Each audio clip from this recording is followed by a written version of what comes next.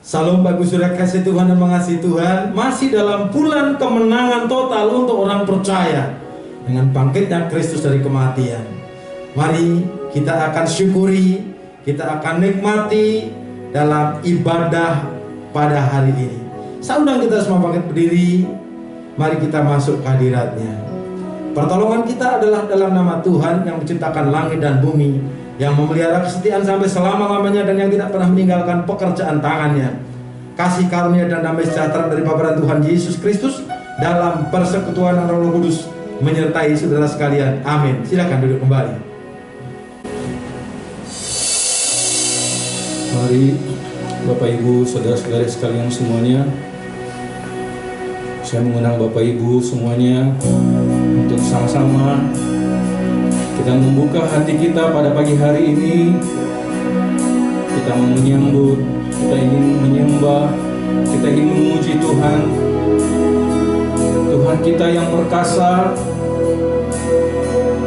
Allah kita yang hebat, Allah kita yang dahsyat.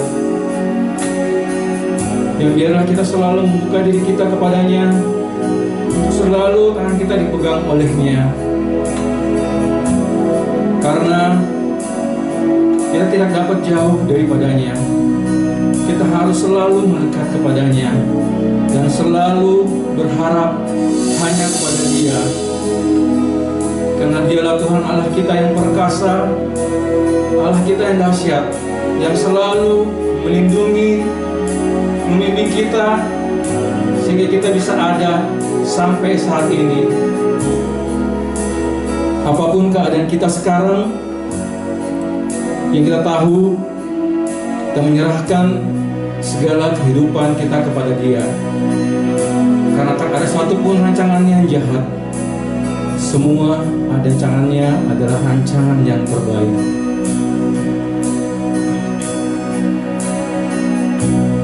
Peganglah tanganku Roh Kudus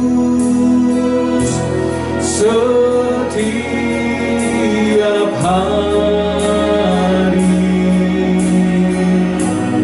Ku tak dapat jalan sendiri tanpa Roh-Mu. Bawalah diriku kepada jalan kebenaran, agar ku tidak tersesat mengikuti jalan-Mu. Kudus, kudus Tuhan, kudus nama-Mu. Ku bersyukur dalam simfoni indah. Ajaib-ajaib Tuhan, ajaib nama-Mu, nama yang beri menang, Yesus namanya.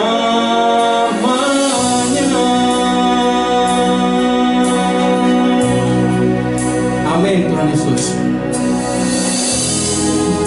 Kudus setiap hari. Ku tak dapat jalan sendiri tanpa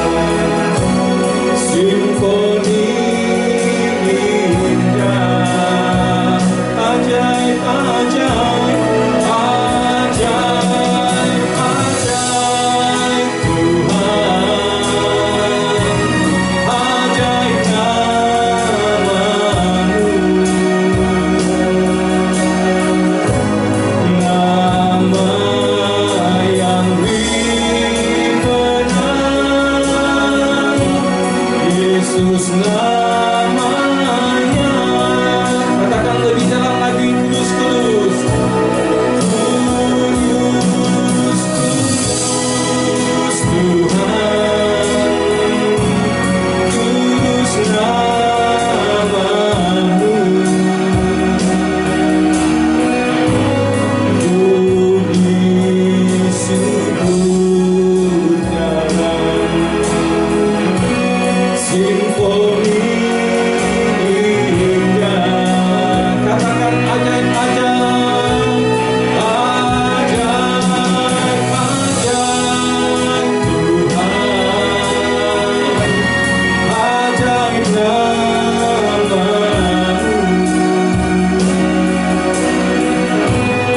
Nama yang dimana Yesus namanya. Katakan lebih lagi, kudus, kudus. Kudus, kudus Tuhan, kudus namamu. Puji syukur dalam simfoni indah.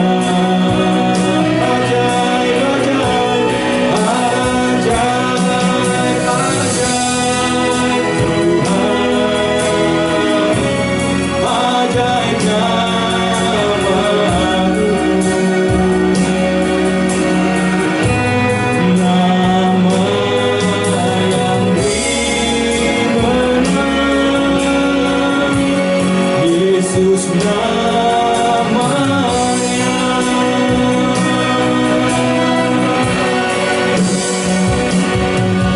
Mengalir kuasa dari tempat maha tinggi, Bapa kekal mulia, Kau hadir di sini.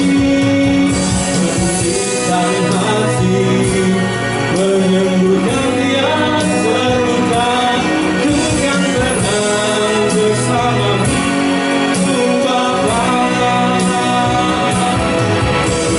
Mengalir kuasa dari tempat maha tinggi, Bapa kekal mulia, Kau hadir di sini. Memulihkan hati, menyembuhkan yang terluka, ku kan tenang bersamamu Bapa.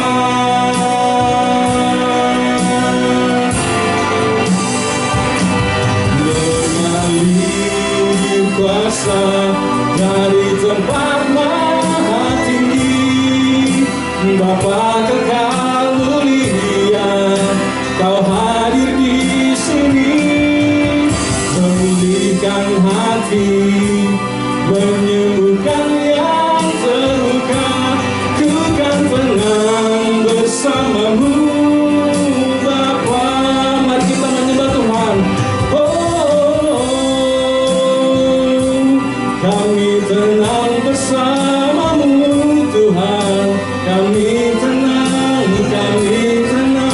kami bersamamu Bapa, ku kan tenang.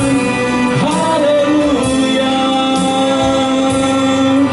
Allah kami yang hidup, Allah kami yang dahsyat. Terima kasih Tuhan, terima kasih. Haleluya.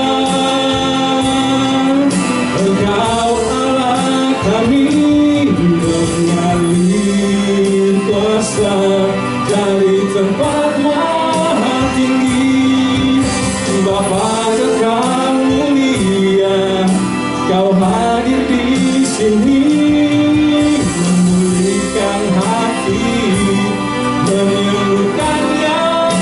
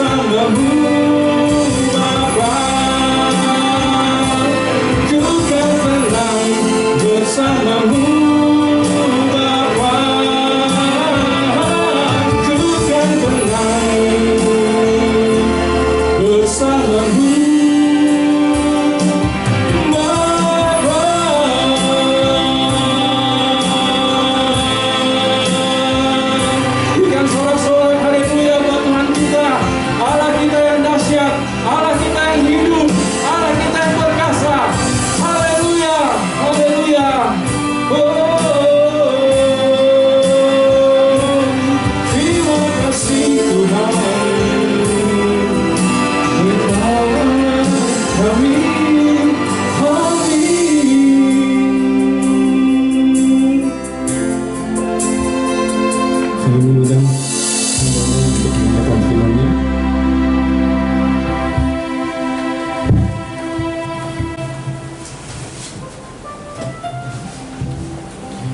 Bapa di surga, firman-Mu pelita bagi kaki kami dan terang bagi jalan kami. Dan di dalam Tuhan kami hidup karena kami memiliki terang. Berbicaralah kepada kami pada pagi hari ini. Tegur kami, hibur kami, pimpin kami, ajar kami melalui firman-Mu. Karena itu semua untuk mempersiapkan kami kepada kesempurnaan yang sejati. Terima kasih Bapa di surga. Berbicaralah kepada kami siap untuk mendengarnya. Dalam nama Tuhan Yesus Kristus. Amin. Salam Bapak Ibu Saudara kasih Tuhan. Puji Tuhan, kita bertemu kembali sambil Bapak Ibu Saudara mempersiapkan piranti perjamuan kudus. Saya akan menyampaikan firman Tuhan untuk kita semua. Jangan bosan-bosan ketika saya mengingatkan bahwa tema kita 2021 adalah perjalanan menuju kemuliaan. Dan harapan kita semua akan Bapak Ibu Saudara sekarang sedang enjoy, menikmati perjalanan ini. Tema bulan April adalah penggenapan perjanjian. Ada banyak sekali perjanjian. Kepada Abraham pun Tuhan memberikan 7 perjanjian. Dan ada perjanjian-perjanjian lain yang Tuhan berikan kepada Adam, kepada Nuh, dan kepada yang lain. Dan untuk 18 April ini khotbah yang sangat jarang disampaikan oleh hamba-hamba Tuhan mestinya. Dan topik hari ini adalah penggenapan perjanjian suluh, bukan sulung tetapi suluh. Penggenapan perjanjian suluh. Nah, suluh itu untuk anak-anak digital sekarang itu tidak ngerti. Suluh itu adalah alat untuk menerangi. Lebih modern ini. Ada alat penerang. Kalau lebih agak modern itu ada obor. Ini korek. Kemudian kalau sekarang kan pakai senter. Nah, kalau zaman dulu itu biasanya terbuat dari daun kelapa yang kering dibakar atau dari gagang pohon gagang buah kelapa, orang bilang mancungnya atau apa. Nah, pukul-pukul jadi obor. Nah, apa sih perjanjian suluh itu dan seperti apa kita akan melihatnya tentang penggenapan perjanjian suluh.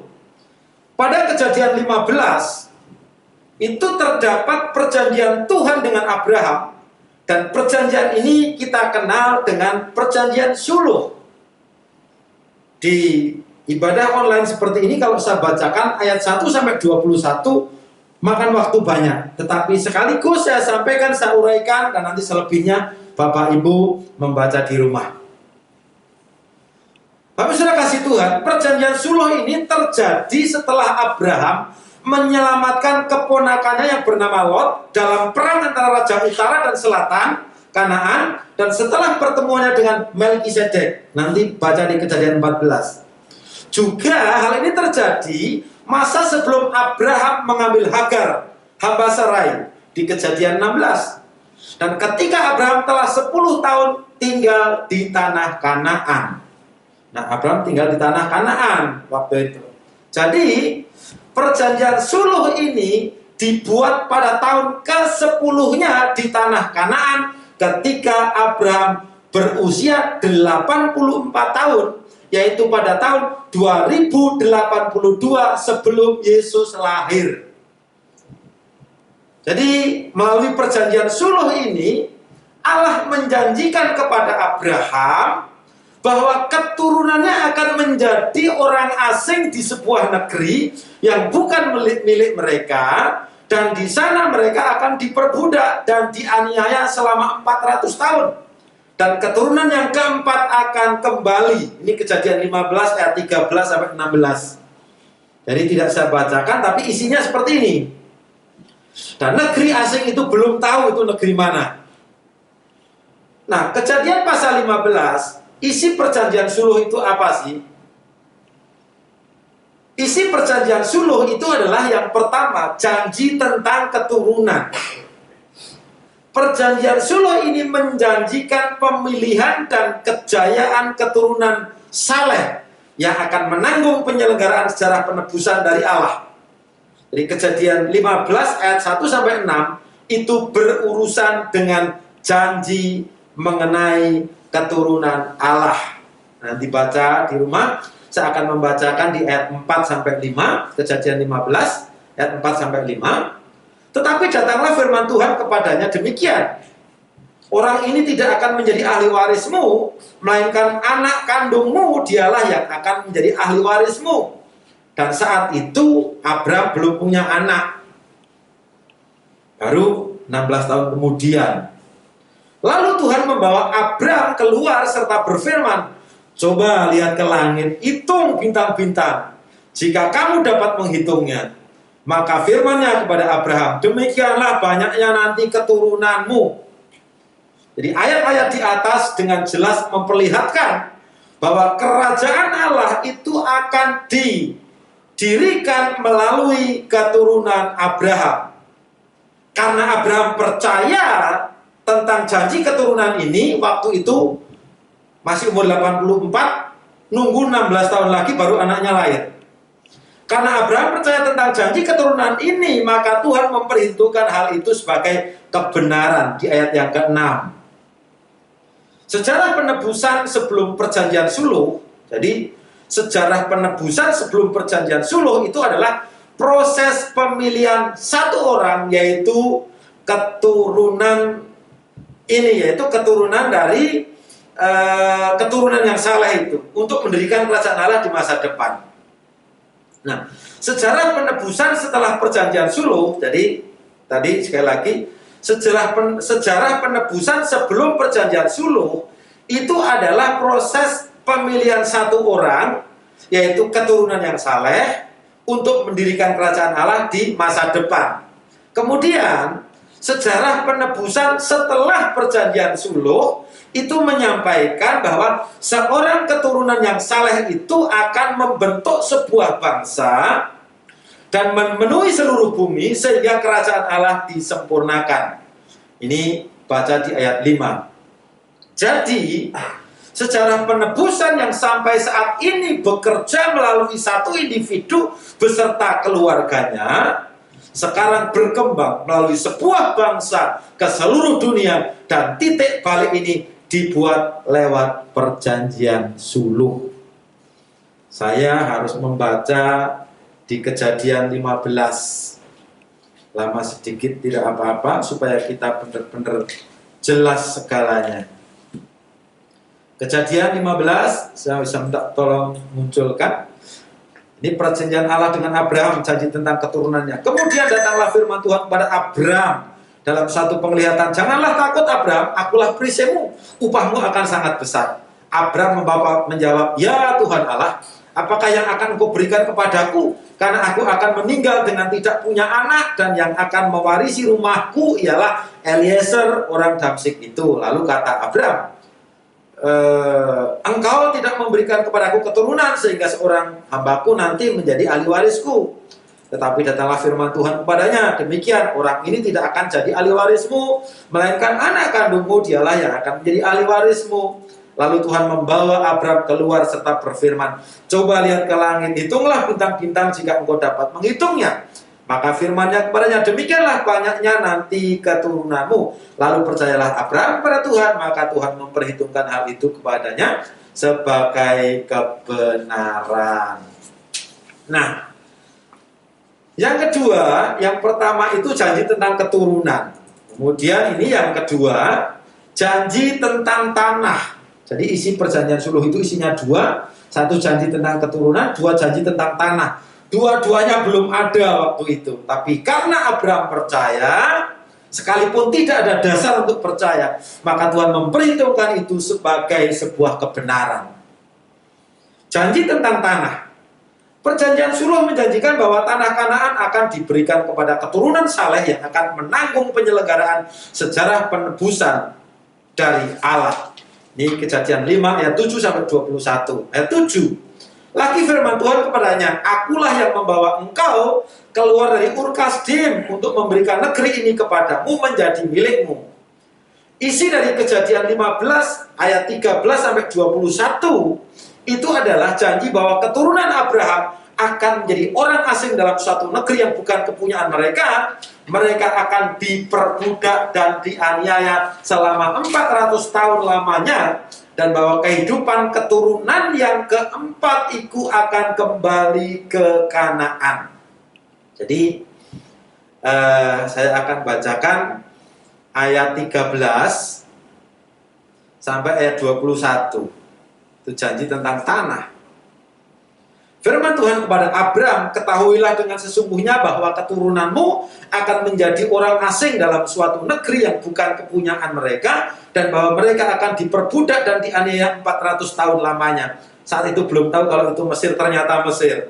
Tetapi bangsa yang akan memperbudak mereka akan kuhukum, dan sesudah itu mereka akan keluar dengan membawa harta benda yang banyak. Benar, begitu tulah 10 selesai, orang Israel keluar dari Mesir, dia dibilang merampas, tetapi waktu itu dia pergi buru-buru minta harta benda kepada orang Mesir. Kemudian orang Mesir memberikan, digerakkan oleh Tuhan memberikan, itu di penggenapan firman Tuhan. 15. Tetapi engkau akan pergi kepada nenek moyangmu dengan sejahtera. Engkau akan dikuburkan pada waktu telah putih rambutmu. Betul, Abraham mati saat usia tua. Tetapi keturunanmu yang keempat akan kembali ke sini, sebab sebelum itu kedurjanaan orang Amori itu belum genap. Jadi keturunan keempat Abraham akan kembali ke Kanaan, di mana Tuhan berfirman saat itu, ketika matahari telah terbenam. Nah ini coba lihat ini. Ketika matahari telah terbenam dan hari menjadi gelap, maka kelihatanlah perapian yang berasap beserta seluruh yang berapi lewat di antara potongan-potongan daging itu. Pada hari itulah Tuhan mengadakan perjanjian dengan Abram serta berfirman kepada keturunanmu lah, kuberikan negeri ini mulai dari sungai Mesir sampai ke sungai yang besar itu sampai Efrat, yakni tanah orang Keni, orang Kenas, orang Ketmon, orang Het, orang Feris, orang Refaim, orang Amori, orang Kanaan, orang Girgasi, dan orang Yebus itu. Bapak Ibu Saudara, uraian terperinci tentang perjanjian suluh itu kalau kita lihat seperti apa sih perjanjian suluh itu. Ini ayat ke-7. Lalu firman Tuhan kepadanya, akulah Tuhan yang membawa engkau keluar dari Ur Kasdim untuk memberikan negeri ini kepadamu menjadi milikmu. Nah kemudian kata Abram, ya Tuhan Allah, dari manakah aku tahu bahwa aku akan memilikinya? Nah ini kemudian Tuhan membuat perjanjian, ayat yang ke-9. Firman Tuhan kepadanya, ambillah bagiku seekor lembu betina berumur 3 tahun, seekor kambing betina berumur 3 tahun, seekor domba jantan berumur 3 tahun, seekor burung tekukur, dan seekor anak burung merpati. Diambilnyalah semuanya itu bagi Tuhan, dipotong 2, lalu diletakkannya bagian-bagian itu, yang satu di samping yang lain, tetapi burung-burung itu tidak dipotong 2. Ketika burung-burung buas hingga pada daging binatang-binatang itu, maka Abram mengusirnya. Menjelang matahari terbenam, tertidurlah Abraham dengan nyenyak, lalu turunlah meliputinya gelap gulita yang mengerikan. Nah, 13, firman Tuhan kepada Abraham, ketahuilah dengan sesungguhnya bahwa keturunanmu akan menjadi orang asing dalam suatu negeri yang bukan kepunyaan mereka, dan bahwa mereka akan diperbudak dan dianiaya sampai 400 tahun lamanya yang tadi sudah kita baca. Dari pembacaan ini sekarang saya akan lebih leluasa untuk memberikan gambaran kepada kita semua seperti apa sih perjanjian suluh itu. Yang pertama, keturunan Abraham itu akan menjadi orang asing dalam satu negeri yang bukan kepunyaan mereka 400 tahun lamanya. Sesudah itu mereka akan keluar dengan membawa harta benda yang banyak. Yang kedua, Abraham akan pergi kepada nenek moyangnya dengan sejahtera, dan dia akan dikuburkan pada waktu rambutnya telah menjadi putih. Ayat 15. Ketiga, kembalinya bangsa Israel ke tanah Kanaan itu akan digenapi pada keturunan keempat. Ayat 16 tadi. Yang keempat, Allah akan memberikan batas-batas tanah Kanaan dari sungai Mesir sampai dengan sungai Efrat yang akan diberikan kepada keturunan Abraham. Ayat 18 sampai 21. Nah sekarang gambarannya perjanjian suluh ini seperti ini Bapak Ibu Saudara.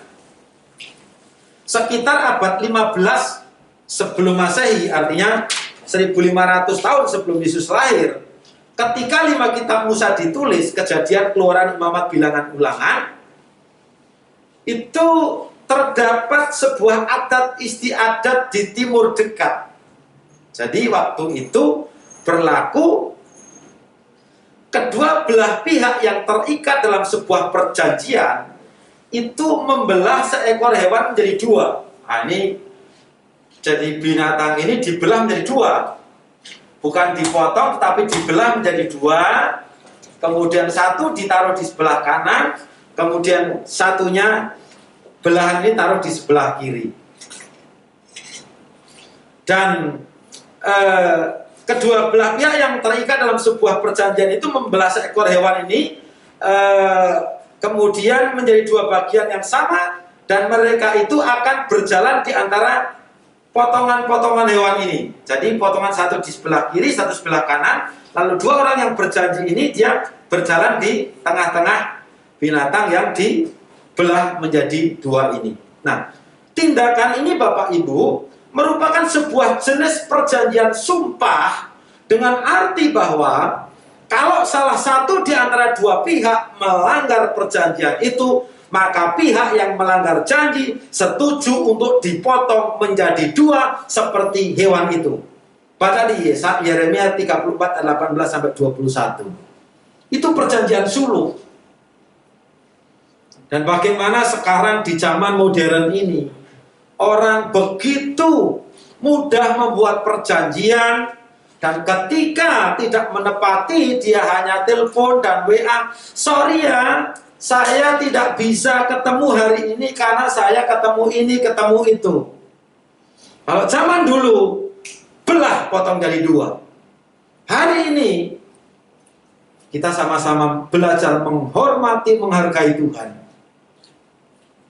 untuk menepati perjanjian yang Tuhan berikan kepada kita. Akan tetapi ketika Allah membuat perjanjian dengan Abraham, suluh itu lewat di antara potongan-potongan daging itu. Nah, jadi suluh itu lewat di antara potongan-potongan daging itu. Nah, peristiwa ini merupakan suatu ekspresi tegas dari kehendak Allah bahwa Allah dengan pasti akan menggenapi perjanjian ini. Kemudian di ayat yang ke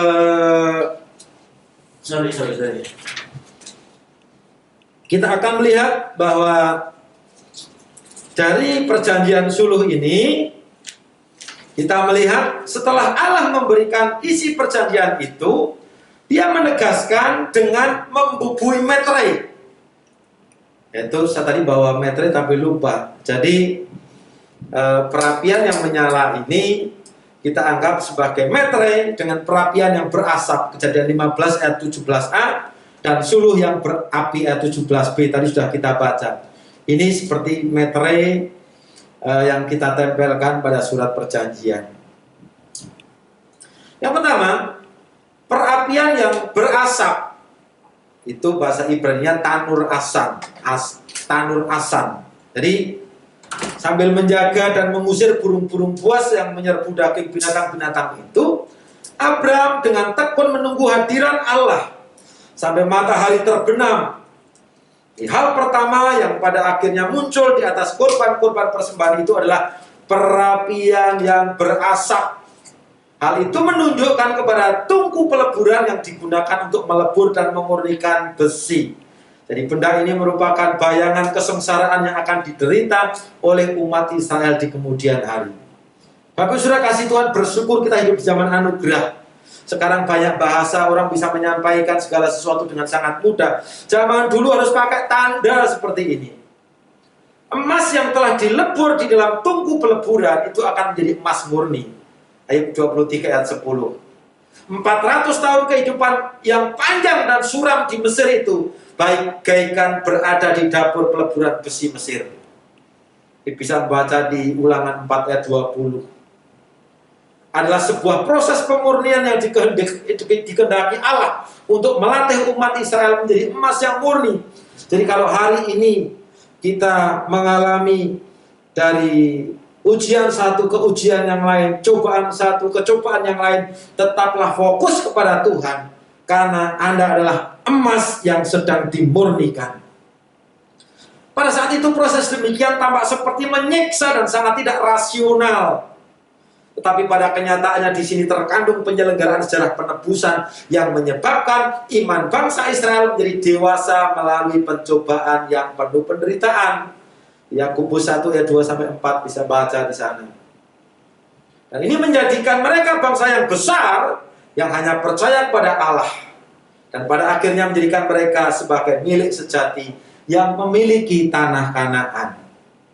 Yakobus 1 ayat 2, saudara-saudaraku, anggaplah sebagai suatu kebahagiaan apabila kamu jatuh ke dalam berbagai-bagai pencobaan, sebab kamu tahu bahwa ujian terhadap imanmu itu menghasilkan ketekunan, dan biarkanlah ketekunan itu memperoleh buah yang matang, supaya kamu menjadi sempurna dan utuh dan tak kekurangan suatu apapun. Bertahanlah ketika dalam keadaan ujian dan pencobaan. Tetap fokus kepada Tuhan, dan Tuhan akan fokus kepada saudara. Yang kedua, tentang suluh yang berapi.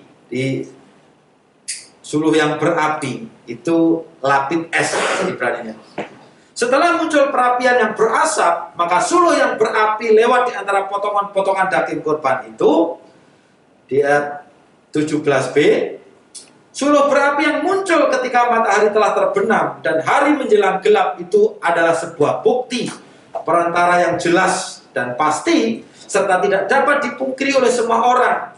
Jadi rupa yang nyata dari suluh yang berapi itu, yang dengan terang menerangi sekelilingnya yang gelap, merupakan jaminan yang sangat kuat bahwa Allah dengan pasti akan menggenapkan segala pekerjaan yang telah dijanjikannya dengan Abraham. Dalam Alkitab, api itu pada umumnya digunakan untuk menyimbolkan hadirat Allah yang mulia dan penampilan Allah. Saya membaca di Yesaya 10 ayat 17. Saat Roh Kudus turun ke atas orang-orang di Yerusalem juga dalam bentuk kilat-kilat api. Di padang gurun, tiang api adalah api hadirat Allah di tengah-tengah bangsa Israel. Keluaran 13 ayat 21. Allah juga turun dalam api, Keluaran 19 ayat 18. Atau berfirman di tengah-tengah api, Ulangan 4 ayat 11 sampai 12. Jadi jangan selalu identikan kalau api itu neraka. Bukan. Satu saat Tuhan sudah memakai api sebagai simbol kehadirannya. Suluh yang muncul dalam perjanjian dengan Abraham itu mewakili dengan jelas akan hadirat Allah, ya, ada di tengah-tengah Abraham. Jadi suluh yang berapi yang lewat di antara potongan-potongan daging korban itu adalah Allah sendiri. Hal ini menunjukkan bahwa Allah sendiri bertanggung jawab sepenuhnya atas perjanjian itu. Satu hal yang harus diperhatikan di sini adalah kenyataan bahwa penampilan perapian itu terus-menerus berasap atau asan. Dan penampilan suluh itu juga berapi terus-menerus atau es.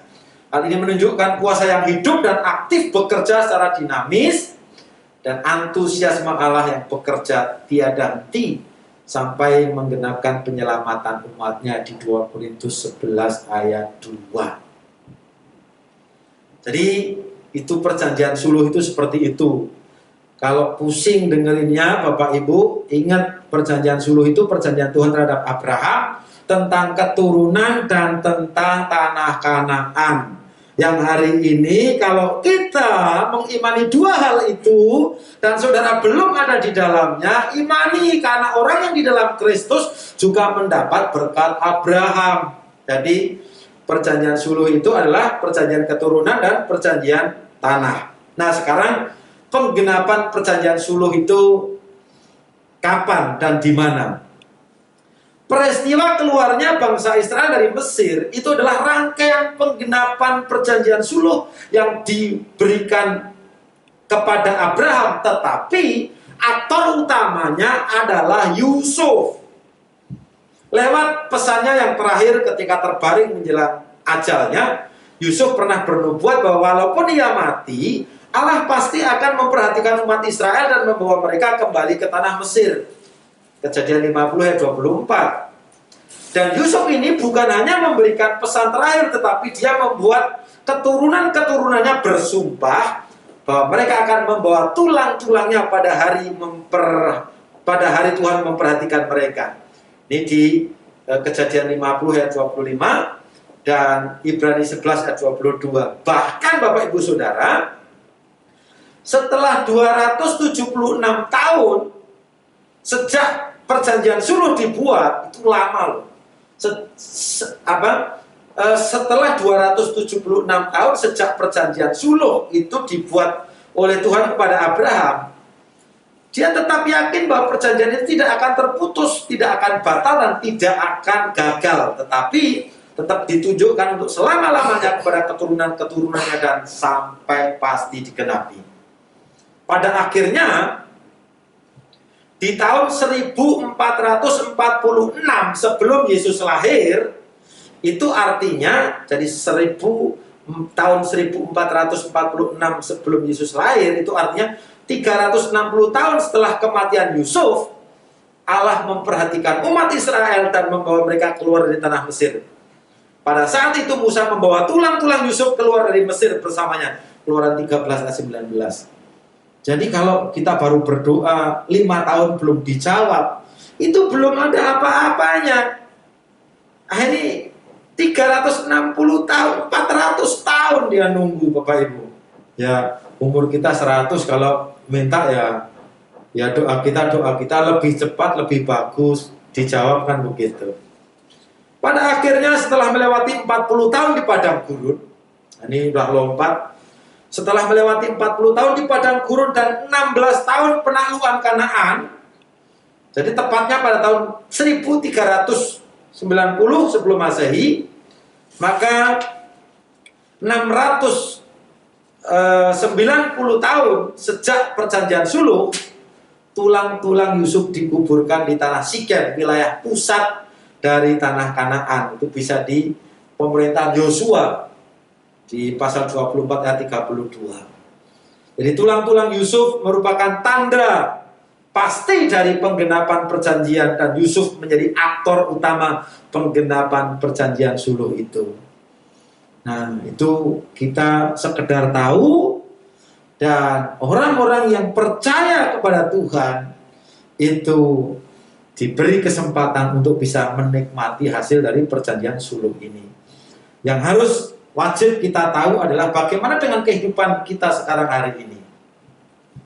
Masih gambaran penampilan perapian yang berasap dan suluh yang berapi tadi itu memberikan pelajaran-pelajaran penting yang berhubungan dengan penyelamatan keturunan-keturunan Abraham yang dijanjikan dengan darah Kristus hari ini. Yang pertama, hal ini menegaskan fakta bahwa meskipun jawaban Allah itu seperti ditangguhkan, namun jika kita menanti-nantikan sampai akhir sambil mengusir kuasa kegelapan yang menghalangi jawaban yang bagaikan burung buas, maka kita pasti akan mengalami hadirat Tuhan. Jadi, berapa lama saudara menunggu jawaban doa? Pada saat Abraham dia membuat persembahan, membelah binatang menjadi 2, apa yang terjadi? Itu dia bikin pagi, dia nunggu Tuhan datang baru sore hari. Lewat ada suluh yang menyala. Dan sepanjang hari itu Abraham terus berdoa kepada Tuhan.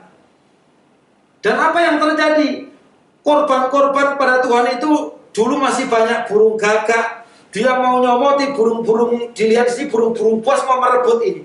Ini bicara ketika kita memberikan diri kita berdoa kepada Tuhan, sudah memberikan yang terbaik kepada Tuhan. Kadangkala setan-setan, godaan-godaan akan merampas persembahan kita, iman kita, sehingga kita gagal untuk menerima berkat Tuhan.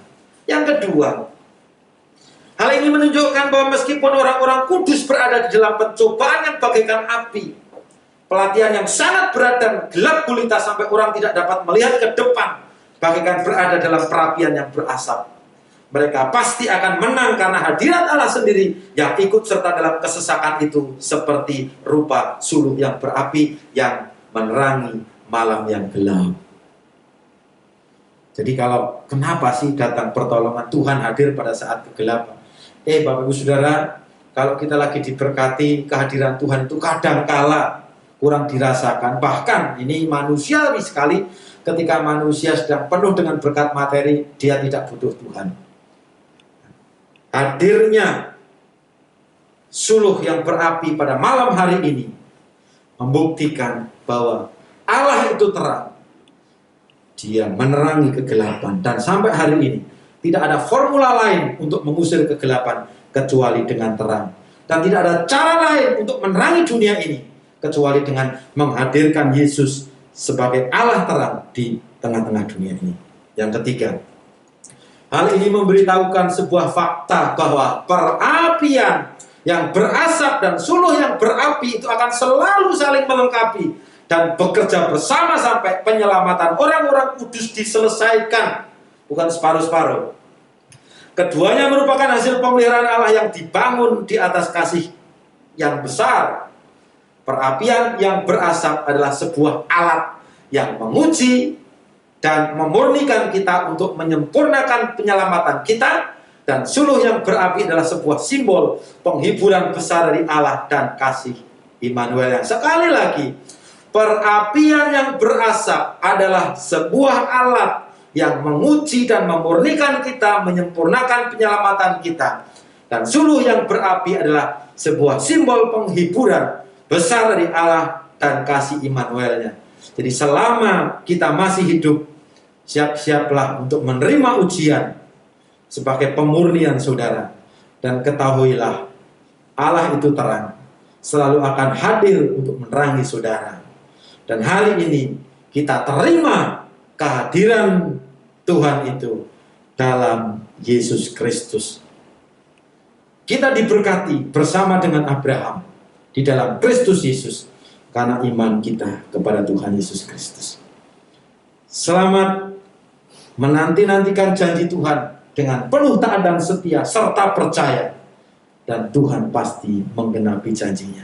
Tuhan Yesus memberkati. Mari kita berdoa. Bapa di surga, kami bersyukur pagi ini kami belajar sejarah penebusan, dan kami belajar dari perjanjian suluh bahwa Tuhan menjanjikan keturunan dan tanah Kanaan kepada Abraham, sesuatu yang mustahil karena pada saat itu Abraham belum punya anak di usia 84, dan dia saat itu keturunannya masih terus akan berlanjut dan harus mengalami penderitaan. Hari ini Tuhan, jika kami masih belum menerima jawaban doa kami akan percaya berharap kepada Tuhan. Kami percaya doa orang yang benar, jika didoakan dengan yakin, sangat besar kuasanya.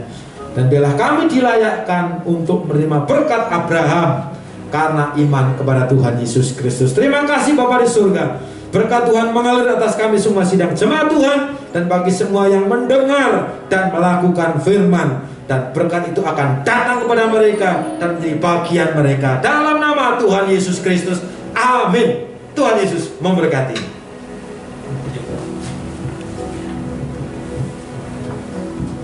Kami sudah kasih Tuhan,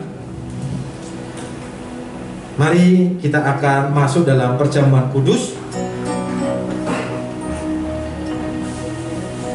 Kita mempersiapkan roti dan anggur perjamuan.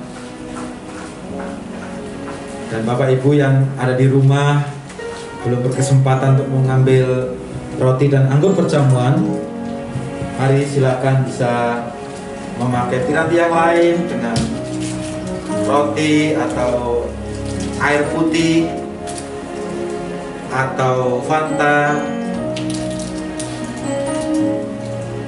atau air mineral lainnya. Melalui persekutuan dengan tubuh dan darah Yesus, perjanjian suluh itu kita dapatkan di sini. Kemuliaan Tuhan secara total itu didapatkan dalam persekutuan dengan tubuh dan darah Yesus. Karena itu mari kita satukan iman kita di dalam Tuhan Yesus Kristus. Kita angkat roti di tangan kanan kita. Tuhan Yesus berkata, akulah roti hidup yang telah turun dari surga. Barang siapa makan roti ini akan hidup untuk selama-lamanya. Dan roti yang aku pecah-pecahkan kepadamu inilah tubuhku sendiri. Mari kita terima persekutuan dengan tubuh Kristus untuk mengingat akan pengorbanannya dalam nama Tuhan Yesus Kristus.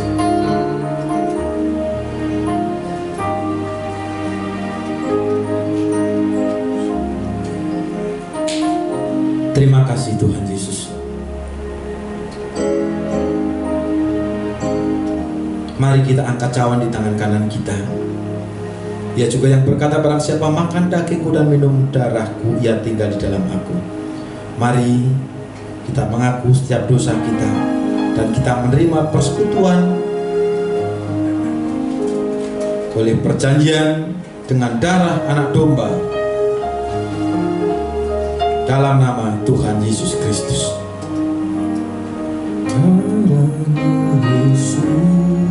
Sucikan daku, darahmu Yesus bebaskanku, darahmu Yesus ubahkan aku, ku dijadikan baru. Nanti Pak Edi akan menutup di dalam doa mengucap syukur atas persekutuan dengan tubuh dan darah Yesus. Tuhan, terima kasih Tuhan, kalau pada kesempatan ini kami bisa menikmati tubuh dan darah Kristus. Terima kasih Tuhan, karena Engkau layakkan kami untuk menyambut tubuh dan darah-Mu Tuhan.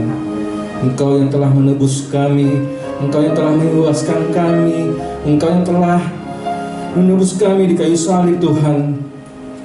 Dan kami semua dijadikan baru Tuhan. Terima kasih ya Bapa, terima kasih ya Roh Kudus. Dan kami sebagai anak-anak-Mu, anak-anak dari keturunan Abraham, kami ingin menikmati janji-janji Kristus, yaitu berkat-berkat yang melimpah di dalam kehidupan kami. Di dalam nama Yesus kami berdoa dan mengucap syukur. Haleluya. Amin. Amin. Terima kasih Pak Titus untuk khotbahnya pada minggu hari ini. Saya mengingat bahwa janji Tuhan kepada Abraham, bapa leluhur kita, yaitu Dia akan memberkati dengan berkat yang berlimpah-limpah kepada keturunan Abraham. Dan kita adalah keturunan-keturunan dari Abraham, anak-anak dari Tuhan Yesus. Amin. Amin. Amin. Baik, mari sama-sama kita mendengarkan pengumuman. Untuk pengumuman yang pertama, kita masih tetap ibadah online. Dan yang kedua, kita meminta Bapak Ibu partisipasi untuk ibadah Zoom pagi hari yang tiap hari Sabtu pukul 6 sampai pukul 7. Dan untuk persembahan dan perpuluhan, Bapak bisa langsung mentransfer ke rekening yang tertera di bawah ini. Mari Bapak Ibu sama-sama kita satukan hati, kita meminta Pak Titus untuk menutup ibadah kita pada minggu hari ini.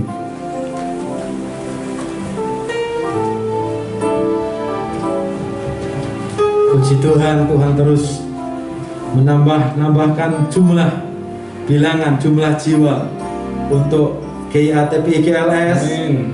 Terus berdoa untuk Bapak Nathan Yasin dan Ibu Sarah Tanminjung, dan juga minggu lalu di lantai bawah.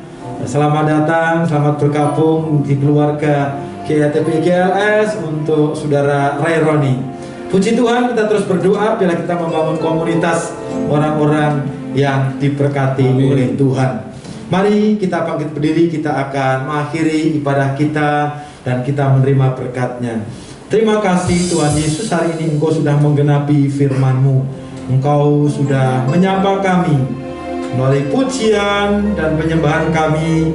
Engkau hadir bertahta di atas puji-pujian kami, melalui kesaksian, melalui doa, dan melalui firman Tuhan. Bapa di surga, terilah kami dalam persekutuan dengan Tuhan tidak pernah sia-sia. Itulah sebabnya kami terus mencari wajah Tuhan, mencari perkenanan Tuhan. Dan biarlah kami percaya bahwa Yesus yang menjanjikan berkat kepada kami, Tuhan yang tidak pernah lupa, bahkan perjanjian Tuhan tidak pernah gagal dan tidak ada yang bisa membatalkannya. Itulah sebabnya kami terus mencari Tuhan, menanti-nantikan Tuhan, seperti lebih dari seorang penjaga yang menanti-nantikan datangnya fajar pagi hari. Ajar kami untuk memahami waktu Tuhan, ajar kami memiliki hati yang siap untuk menerima berkat Tuhan, agar kami tetap rendah hati di hadapan Tuhan. Bapa, layakkan kami menerima berkat-Mu. Itulah sebabnya kami buka hati kami angkat tangan kami. Mari Bapak Saudara kasih Tuhan, kita bangkit berdiri, kita buka hati kita angkat tangan kita untuk kita menerima berkat-Nya. Tuhan memberkati-Mu dan Tuhan melindungi-Mu. Tuhan menyinari-Mu dengan wajah-Nya dan Tuhan memberikan-Mu kasih karunia. Tuhan menghadapkan wajah-Nya kepadamu dan Tuhan memberikan-Mu damai sejahtera. Terimalah berkat-Nya dengan ucapan syukur. Dalam nama Bapa, Putra dan Roh Kudus, nama di atas segala nama. Dalam nama Tuhan Yesus Kristus. Amin. Bagi-Mu Tuhan seluruh hidupku, pakailah Tuhan bagi kemuliaan-Mu, genapi seluruh rencana-Mu, sampai bumi penuh kemuliaan-Mu, sampai bumi penuh kemuliaan-Mu.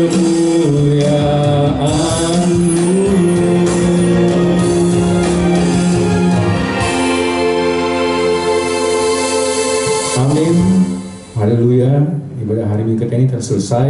Selamat hari Minggu. Tuhan Yesus berkati.